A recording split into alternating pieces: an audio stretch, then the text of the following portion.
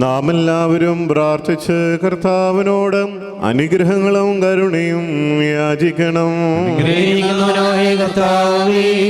ഞങ്ങളോട് കരുണ ചെയ്ത് ഞങ്ങളെ സഹായിക്കണമേ.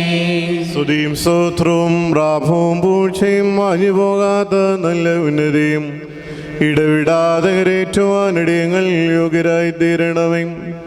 സുമനസ്സോടെ കാരാഗ്രഹത്തിൽ നിന്ന് വിട്ടുവാൻ ആട്ടിൻകുട്ടി എന്ന പോലെ ശിക്ഷാവിധിക്ക് കൂട്ടിക്കൊണ്ട് പോവുകയും ന്യായാധിപനായ പീലോത്തോസിന്റെ മുമ്പാകെ രോമം വെട്ടുന്നവന്റെ മുമ്പിൽ പെണ്ണാടുപോലെ അനങ്ങാതെ നിൽക്കുകയും തൻ്റെ താഴ്മ മൂലം വായ് തുറക്കാതിരിക്കുകയും ചെയ്ത മഹാരക്ഷിതാവും നികിഷ്ടന്മാരാൽ അന്യായമായി മരണശിക്ഷയ്ക്ക് വിധിക്കപ്പെടുകയും പാപശിക്ഷയിൽ നിന്ന് തൻ്റെ കൃപ മൂലം നമ്മെ കുറ്റമില്ലാത്തവരാക്കി തീർക്കുകയും ചെയ്ത